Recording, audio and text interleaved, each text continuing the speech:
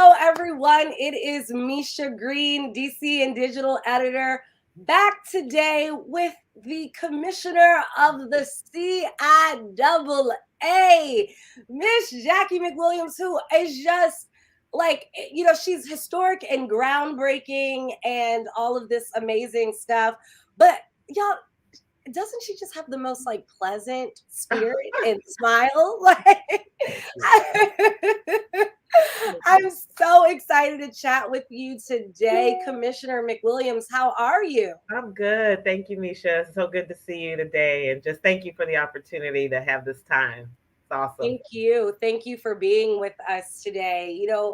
Folks, we should let y'all know we had a couple of technical difficulties. So sorry for the delay. I'm sure you guys saw your notification. We were supposed to start at 10, but we are here and really, really excited to talk about some great and important information that is the CIAA 2022.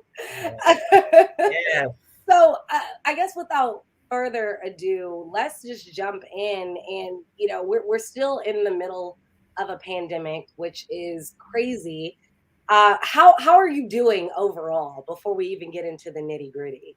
Yeah, thank you for asking the question. I think that's an important question we should ask everyone, before we just jump in this stuff, because it has been a trying time for everyone. I mean, from losses to friends getting really sick, and just trying to manage expectations as best as you can in something you don't have any control of. I think just being as flexible as you can and nimble, as we say, and have a lot of grace. And so I think giving myself the grace, taking care of myself, making sure my family's safe, and I'm making the right decisions and moves for myself. A lot of travel last fall.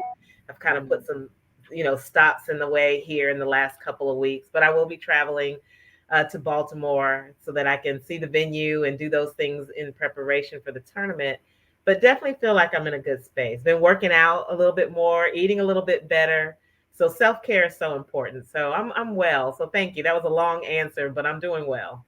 It was the answer I think we all need. I mean, especially I think don't at all sell yourself short, because it's good to hear what the history making, groundbreaking first female commissioner of the CIAA is doing to take care of herself. I mean, Yeah. you have such a big, powerful role. And I think a lot of folks think, you just wake up and do it, right?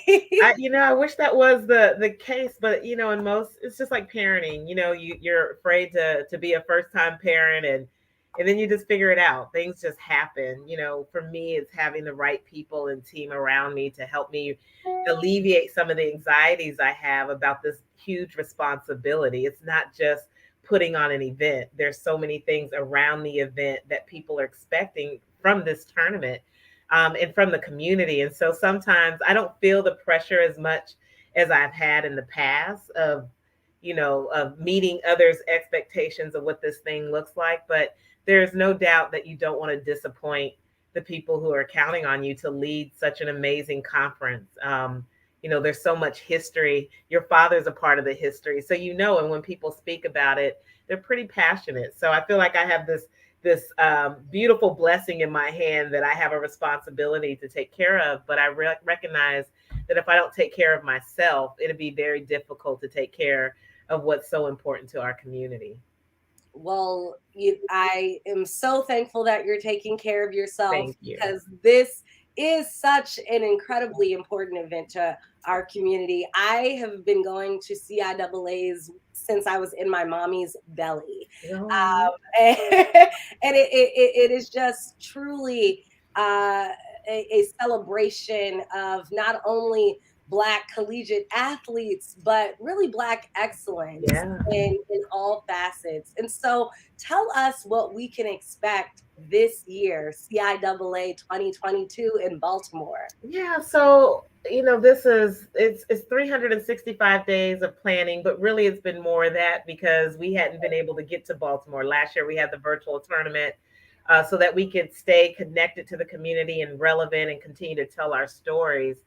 And the team has been working diligently since then, to get ready for the tournament that's coming in up in less than 20 something days, right? So we're all anxious. Everybody's excited.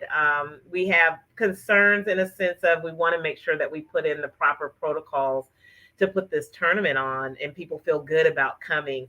We expect that, and Al Hutchinson and I have talked about, if we get through this COVID and we have this tournament next year, we're going to blow out Baltimore. Well, Omicron comes. And so now we're having to shift a little bit. I think we're still going to blow it out. It just may be a little bit differently. Every day there's something happening. Most important to me has been, let's make sure that the student athletes, the venue is ready for them to play, that we put in the protocols, that they are safe, and we put the right people around them to make sure that they're safe so that they can have a great experience. The championship means everything to every student athlete that plays in the CIAA. I played in the CIAA. If you can't win a CIAA tournament, it's like disappointing for life, right? So at the end of the day, we start in venue and then we move ourselves out to all the spectacular things that are going on. This is our 76th tournament. And really, we can say 77 because 75th was in 20. Then we had the virtual. So actual tournament, it's our 76th. Mike, I think, Micha, you're on mute. There you go. Oh, yep. Can you hear me? I can. I can read your lips too. I had you. Look, I'm embarrassed. I have the AFRO. We normally have these mugs that say you're on mute. We're gonna have to get one to you, Commissioner McWilliams, since she'll be right up the street. We'll make sure you get your AFRO swag. Thank you. I love it. Just lift it up. Yes. So I have to ask you. You shared about making sure that everyone is safe and that the athletes are safe during this time. But obviously, y'all have been cooking up such greatness since, as you said, really probably 2019 and 2020 in preparation for last year. And so I want to know, one, about the pandemic pivot and what that was like. And then two, some of the awesome things that we can expect in this year's conference. Awesome. So, wow, the pivot, and again, we work in sports, so we can change the play however we need to make sure everybody. I will tell you how frustrating it is to be in this industry of putting on events and running meetings, because that's what we do. We're athletic Division II conference, a member of the NCAA. We're the first historically Black conference in the country. Many of our institutions in Division I HBCUs have come. They've been a part of our conference, like Morgan State. Howard is one of our founding members. And so to ensure, again, to engage that community, knowing that we're being in Baltimore, the virtual tournament pivot was huge for us. And the interesting thing is we start talking about it on the onset of COVID, like what's going to happen if we can't be in person. Because again, the relevancy and making sure that people feel connected to something. It's Black History Month. Our tournament is the last event at the end of the month where people can come and celebrate and reconnect. It's a family reunion. And so you had all these spaces in the virtual tournament still allowed for those connections, but not in the same. We'll do a hybrid this year. We'll have the platform, but we will also have in person. There'll be a lot of in-person events, but we'll also pipe some of those into the virtual. Baltimore's done a really good job on doing some virtual platform educational stuff on health and mental health. We'll do those things. We have a women's event that will take place. We have Hall of Fame. We got Career Expo. Education Day will be modified. It will be on the platform so that we don't bring all these young people downtown. This year, our hope is that we'll get them engaged in person next year. But we will invite them to the games if they're able to participate. So I think the community work, even with the Samaritan's Feet, we'll still do the community work and distribute shoes at a local elementary school there, not too far from downtown Baltimore. We did that last year with Bowie State University. I think we distributed 500 pairs of shoes within the community and working with Samaritan's Feet as our partner. So the things that are important to us will never end. We'll keep doing those. If we have to do it differently, we're very good at pivoting. Is it a lot of work? Micha, absolutely. A virtual vibe, virtual tournament, all the behind work is it's crazy. I mean, and all the individuals from step shows, from other institutions that are not a part of the conference, to youth, all the way to the seasoned adult being involved. I mean, our thing is we want to get you like you were in your mommy's tummy all the way until you transition into another life, right? We want you to be a part of this conference.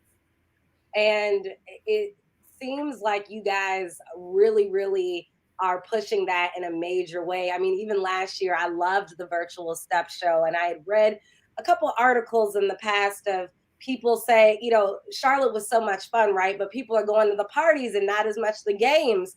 And someone clapped back and was like, but they're still doing these service projects and they're still going to these health events and things like that. So it's so great that Yeah. not only will there be butts and seats in Baltimore this year, but that there's also the virtual vibe that you'll give to folks and allowing people to engage in multiple ways as well as give back. Yeah. Which leads me to my next question. There's so many facets to the CIAA that's incredibly important to the Black community. But there's those folks out there. We don't need no CIAA anymore. We got blah, blah, blah, and this and that. How does Commissioner McWilliams clap back to that? Why do we still need the CIAA? I think I was on a panel the other day and we were talking about HBCUs. Like, why do you need HBCUs? And you need them. They're relevant to the economic value that they have. CIAA is a value to the economics in Baltimore. We can't put our hand or finger on what we think those numbers will be this year, but when we have people come into the community, folks who've never been there, who want to come to the tournament, it's great exposure for the city. It's great exposure for the community. And the way that we engage in the community, it allows people to value all 12 of our member institutions. Ultimately, we want to recruit in Baltimore and in the DMV area. We want these students to see CIAA as a platform. We're a platform for 12 member institutions and really for HBCUs. Anytime, any of our conferences that hold big events like the Celebration Bowl, we're all tapped into that. We support each other, we celebrate each other, and it really gives us an opportunity to give exposure for HBCUs across the world. And CIAA has that platform. That's the sports, right? We talk about sports and politics and community.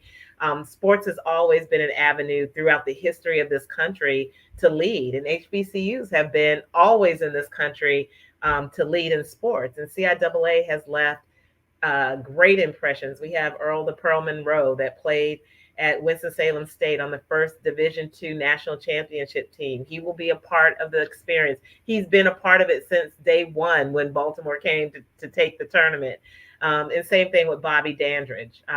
He'll come. We'll do a sports clinic that Saturday prior so that we can speak to these youth, give life to these youth, give them all these opportunities and accesses that they have, not just in the CIAA, but throughout life. We all did it. We used the CIAA to get us. I was a student athlete. I played in the game. And here I am, some years later, I will say, since 1991 when I graduated, now the commissioner. And so I think CIAA is important for jobs, for access and opportunity.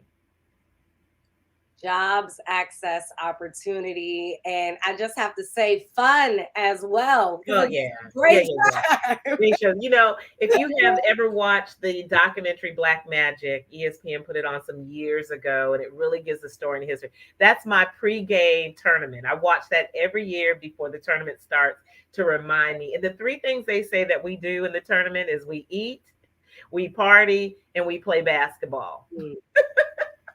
I think so. That sounds about right. Exactly. So that's what we do, with Fan Fest and all the concerts and day parties that we will sponsor. I would just tell people to be mindful of what CIAA official events and what you buy into and what's not. And we're not saying that other events are not important. You need everybody to feel like they're a part of it, but we don't want people using our logo to promote their events. CIAA has its official events that our team has worked very hard with the city of Baltimore to put on. And so we hope that people will come, be entertained. And if you can't come, watch our games on our sports network. go to the CIAA If you need to volunteer, you want to volunteer, you can go on our website and sign up to volunteer to help with some of these events that we're having. We have safety precautions in place, protocols in place. We'll be wearing masks, and that's not an option. So people need to be prepared to have their mask on in all of our events. I cringe when I see big events and there's no mask on in the entire, like, I'm like, how? And nobody's coming out of there sick. Like, I don't want to be the super spreader of events. So we're not playing, and we'll need people to take it very seriously. Our community is impacted by COVID in the highest rates. And so we have a responsibility. If we're going to have an event at this magnitude, then we need to make sure that people are following the protocols and being good players. We need everybody to be a part of the team so we can win. I'm loving all of these basketball analogies, and it totally it is true. We do need everybody to be a part of the team in order to win. And just kudos to you, Commissioner McWilliams, and all of your team in making sure that there can be a 76th or 77th technically CIAA tournament and conference, in ensuring that you all are setting a good example for not only Black America but the world. Truly. So thank you. Is there, I know you have to leave, is there anything you'd like to add before we wrap? Yeah, I would just thank you and the AFRO for, the opportunity, and for helping us tell our story. I think Black media and the media period has an opportunity to really change the narrative of what you hear about our events and our people and the community of Baltimore. I'm hoping that, when the CIAA comes there, that our impact will be positive and it will be good stories no matter what's happening. It happens everywhere. That's what we do know. I want people to be aware that the three things my team in Baltimore know what's important to me: public safety, how we communicate, and the health and safety of our fans and our student athletes. And if we keep those three things in priority, everything else will work itself out. But I need people to know that we don't operate in silos. We lead with integrity. We're about tradition, and we want to make impact. And so thank you so much for just giving me the opportunity to speak to you today and having the interest, to be a part of CIAA. It's valuable. It's humbling to lead a conference where people really want to help make impact. Well, thank you for taking the time to be with the AFRO today. I think you do know this, as you said, that it's valuable and humbling to be part of this impact, but you truly are such an inspiration and a hero to so many. And so thank you for your groundbreaking work and your dedication. I am a product of a 1970 all CIAA. Who is watching? Let me shout my daddy out. There's my daddy. Oh, hey, daddy. Hi, daddy. But CIAA changes lives, and I can really bear witness to that, and I am a testimony to it. And your dad went to St. Paul, so yes. And interestingly, I took a trip. I was a couple of my friends are from that area, and one of them, she passed away, and so we were in that area and stopped by the school and tried to get on campus and was reminiscing the gym and all those things. They kicked us off, obviously, but I miss St. Paul being in the CIAA. We still have inductees that have been inducted in our Hall of Fame over the past few years, and so it's nice that we're still engaging that community because they're part of our family. Once you're in CIAA, you're CIAA for life. That's the CIAA for life. Look, I already know I got the CIAA for life shirts, Commissioner McWilliams. Yes. I know that's a real thing. Oh, this has been such a treat. Please come back whenever on AFRO Live, but hopefully we can do a little bit of an interface in the next couple of weeks. Yes, it'd be nice. Thank you so much. My pleasure. Take care. All right, you too, Micha.